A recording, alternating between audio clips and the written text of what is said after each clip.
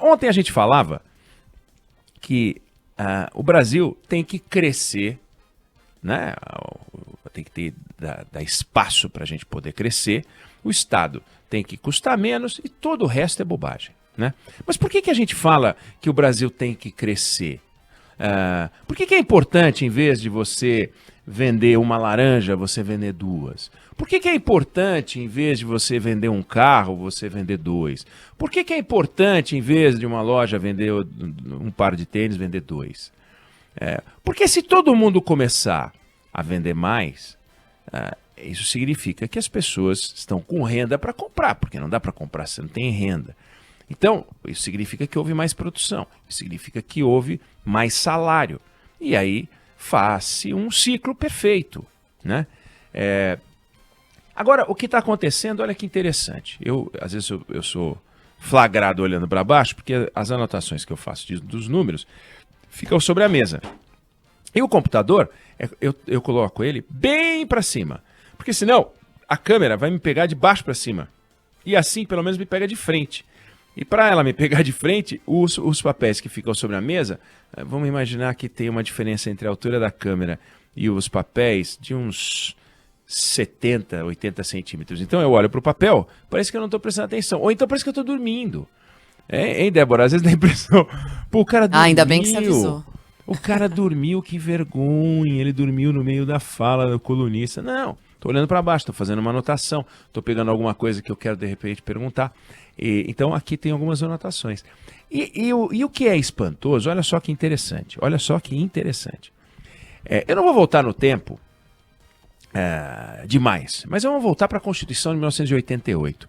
O Brasil tinha uma renda per capita de $2.300, tá? Assim como o México, assim como o Chile, assim como Botsuana, $6.800. Perdão, $2.300 naquela época. E essa renda per capita, já naquela época, era menos da metade da renda per capita da Coreia do Sul. Lembrando que nos anos 50, 60, obviamente, eles viveram guerra e tal, a gente chegou a ter uma renda per capita muito maior que a deles, mas tudo bem. Na Constituição de 88, quando a gente escreveu a Constituição que pavimenta o nosso amanhã, a Constituição que vai nos dar as bases para a gente poder construir o nosso futuro, aquela que muitos chamam de Constituição cidadã, aquela Constituição que, na verdade, engessa o Brasil. Bom, a gente tinha uma renda per capita que era metade da Coreia do Sul. Assim como o México, assim como o Chile, assim como o Botsuana. Assim como o México, assim como o Chile, assim como o Botsuana. Chegamos em 2020. A nossa renda per capita é de $6.800. Então a gente aumentou de 2.300 para 6.800. Legal, bacana. A do México é 8.300. A nossa é 6.800. A do Chile é o dobro da nossa. Ou seja, o Chile tinha a mesma renda per capita que a gente, quando a gente estava com a Constituição de 88, estava escrevendo a Constituição de 88, e hoje a gente cresceu e tal, e eles têm uma renda per capita que é o dobro da nossa. O Chile, que é um país com limitação de recursos, limitação territorial e limitação populacional. Não é mais fácil enriquecer no Chile, é mais difícil. Tem menos coisa para fazer, tem menos área para plantar ou para ter alternativas, aliás, tem um grande deserto. E tem uma população menor, tem menos mão de obra. Pois eles têm uma renda per capita que é o dobro da nossa. O México, com todos os desafios, todas as dificuldades, tem uma renda per capita que é 1/3 maior do que a nossa. Nós estamos só com Botsuana. Só Botsuana. Tá? Bom, e a Coreia, que tinha uma renda per capita que era o dobro da nossa? Lembra-se? Eu falei 3 países, o Brasil entre eles, México, Chile e Botsuana. Tinha uma renda per capita que era metade da Coreia do Sul. Hoje, nós estamos só com Botsuana como companheiro. O Chile tem o dobro da nossa renda per capita, o México tem 1/3 a mais do que a nossa renda per capita. E a Coreia do Sul, que tinha o dobro da nossa renda per capita naquela época? Hoje, a nossa é de 6.800, né? $31 mil. Igual a Itália. $31 mil. Os caras saíram de o dobro da nossa renda per capita para 5 vezes a nossa renda per capita. 4 vezes a nossa renda per capita. De o dobro para 4 vezes. A Coreia do Sul. A Coreia do Sul. Sabe? Que vive em conflito com a Coreia do Norte, que tem desafios territoriais. O que esses caras fizeram? Né? A pergunta é, o que a gente não fez? Bom, então por que a gente tem que produzir, tem que crescer? Para a gente poder fazer isso. Para que a renda per capita do povo brasileiro possa conhecer o que a renda per capita do povo coreano conheceu e outros povos. Agora, do jeito que está hoje, olha o jeito que está hoje, que loucura. Nós temos 210 milhões de brasileiros. 2/3 possuem algum tipo de rendimento. 2/3. 1/3 não tem rendimento nenhum. É o dinheiro que, a maior parte do dinheiro, metade provém do trabalho. Mas você tem metade dos brasileiros recebendo menos de R$1.000 por mês. Metade dos brasileiros que trabalham menos de R$1.000 por mês. E 1% recebendo mais de R$30.000 por mês. Então, para você, ontem a gente até comentava, uma pessoa que recebe R$30.000 por mês já é 1%. Então, quando a gente olha para os lados e fala, tentando procurar um rico, com R$30.000 por mês, você já é rico. Então, no serviço público brasileiro, são todos ricos. É impressionante. Cadê os ricos? Os ricos estão no serviço público. É onde tem mais rico. É uma coisa inacreditável. É a maior concentração de ricos está no serviço público. O que é rico? Ganha mais de R$30.000 por mês. Olha a quantidade de distorção que a gente tem. E olha como a gente está complicado e produzindo pouco. E como é que a gente vai sair de um país de $6.800 de renda per capita para um país de $30.000 de renda per capita? Ou vai do Chile, $13.000 de renda per capita. Quando a gente vai conseguir fazer isso? E o que significa fazer isso? Eu vou dar aqui um exemplo, Débora. Se você achar que eu estou fazendo muita confusão com o número, puxa a minha orelha. Mas olha só o que isso representa. A Espanha tem o tamanho do estado de São Paulo, de população. Tamanho do estado de São Paulo. Só que a renda per capita da Espanha, e eu falei que a do Brasil é $6.800 por ano, é $41.000. Então, se você tem uma população que tem o tamanho do estado de São Paulo, 46 milhões de habitantes, e esses caras têm $41.000 de renda per capita, eles têm uma capacidade de compra que é muito maior do que a capacidade de compra dos brasileiros. Então, equivale, se você fizer, por exemplo, eu e Débora Alfano vamos para Madrid e a gente abre uma loja de sapato, né? Para a gente vender para a Espanha toda e tal. Se eles têm 6 vezes mais renda do que a gente, é como se a população deles fosse 6 vezes maior. É como se a gente estivesse fazendo um investimento no Brasil, num Brasil de 280 milhões de habitantes. Daí porque o dinheiro não vem. Porque os caras fazem a conta e dizem, por que eu vou botar dinheiro no Brasil se eles têm, na lista dos 200 países do mundo, a 106ª renda per capita do mundo? Você entendeu? Tem 105 países com renda per capita maior do que a nossa. Depende sempre da lista, tá?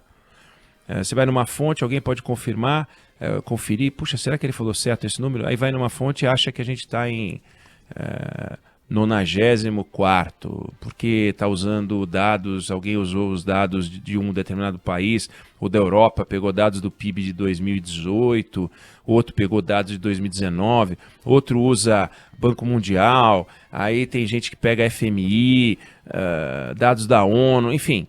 Não vamos perder tempo com isso, tá? Nenhum cálculo que a gente fizer, nenhuma fonte a que você recorrer vai colocar o Brasil em 20º lugar de renda per capita. Nenhum, nem 30º, nem 40º, entendeu? Lá embaixo, é meio. Então, é um país de renda média, consegue, por exemplo, criar um auxílio emergencial para tentar, na hora de um apuro como esse que a gente está passando, distribuir para quem mais precisa. Não é o suficiente, mas consegue. Se a gente estivesse num país africano pobre, e não é o caso de Botsuana, vocês estão vendo que Botsuana é um país, aliás, bastante sofisticado. Mas você tem países muito complicados na África, que na hora aparece uma Covid dessa, é mais uma peste, como as várias, como as guerras, como, enfim, não dá para fazer o que o governo brasileiro faz se você tiver, sei lá, vamos falar um caso mais claro, assim, na Síria. Na Síria. Não dá para fazer um auxílio desse. Mas a gente não sai do atoleiro. A gente não sai do atoleiro. Então você pega, por exemplo, se você tem um ensino superior completo, você ganha 4 vezes mais do que se você tiver um ensino fundamental. Isso é dado do IBGE. É só procurar, é dado do IBGE. Quem tem ensino superior completo ganha 4 vezes mais do que quem tem ensino fundamental. Nós vamos sempre ter a história de alguém que sem nenhum ensino conseguiu montar um império. Maravilha, mas a regra é essa.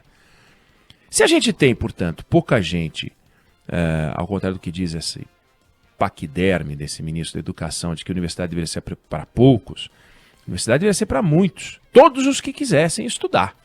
E deveriam ter alternativa de curso técnico, sim, que também paga bem. Quando você pega na área de TI, os salários estão muito interessantes. Mas num país que não consegue avançar nos estudos e num país que não consegue ter ensino de qualidade, embora tenha melhorado, a gente não consegue mexer nesse número, $6.800. Não sai desse número. Ah, mas era 2.300. Sim, mas passaram-se 30 e tantos anos. Só a inflação já fez esse negócio subir. Inflação do dólar. Mas veja o que aconteceu com a Coreia do Sul. Revolução do ensino. Revolução do ensino, revolução tecnológica. Lá, eles não têm a maior plantação de soja do mundo, eles não têm a maior plantação de milho, a maior plantação de, sabe, gado. Eles não tem nada do que a gente tem. Nada. Mas, no entanto, eles têm tudo que a gente não tem. Que é um projeto de país, que é um... não vamos comparar a democracia. Mas eles têm uma realidade econômica diferente, a forma de cuidar do ensino. São exemplo para a gente investigar e tal. Mas eu não quero me fiar no exemplo coreano, simplesmente. Acabei de citar a Espanha. Pô, a Espanha conheceu guerra, né? Mais de um tipo de guerra. E tá lá com $41 mil de renda. O que a Espanha tem que a gente não pode ter? Pô, eu não estou diminuindo a Espanha. Eu estou aumentando o Brasil. O Brasil é do tamanho da Espanha, o maior, do ponto de vista de capacidade. Mas a gente fica nessa coisa terceiro-mundista, pavorosa. $41 mil. Ah, mas a Espanha fica na Europa. Sim, mas a Coreia do Sul não fica. A Coreia do Sul não fica na Europa.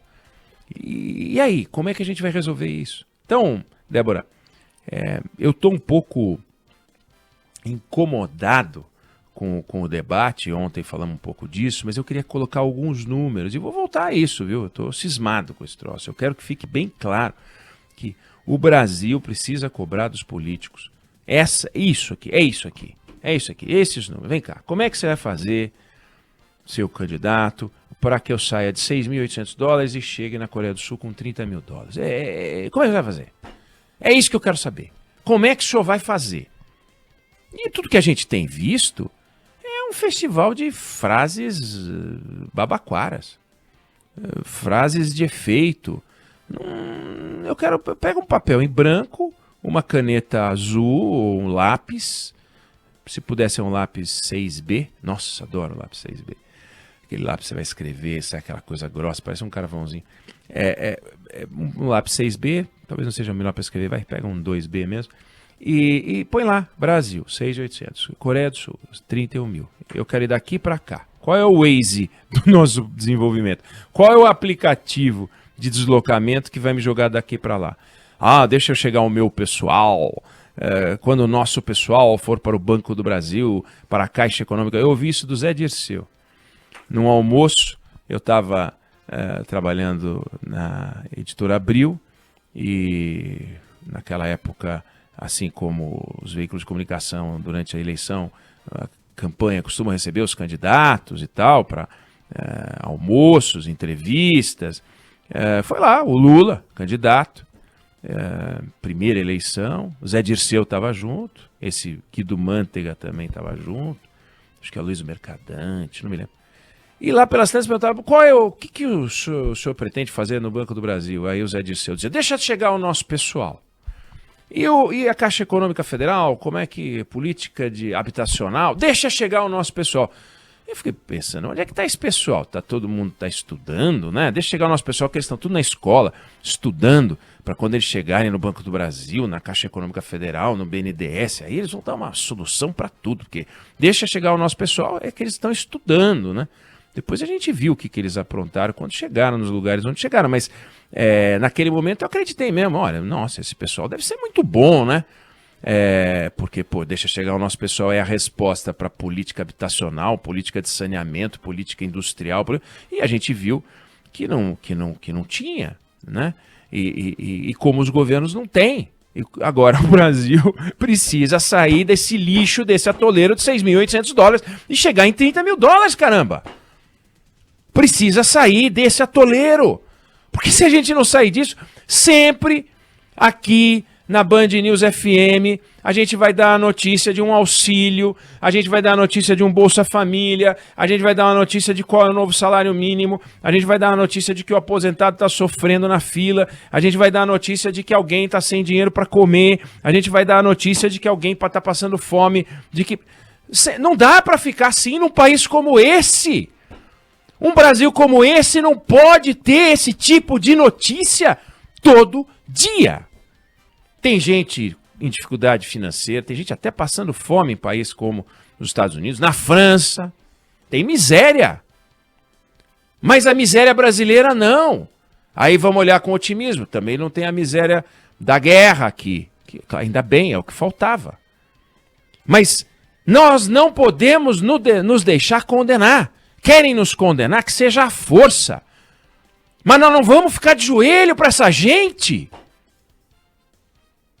Nós temos que nos insurgir contra essa gente que nos condena a uma renda per capita miserável comparada à nossa potencialidade econômica. O Brasil é muito maior, o Brasil é muito mais rico, você pode muito mais, você tem muito mais dinheiro, com o seu potencial pode fabricar mais dinheiro, mas eles não querem e não deixam.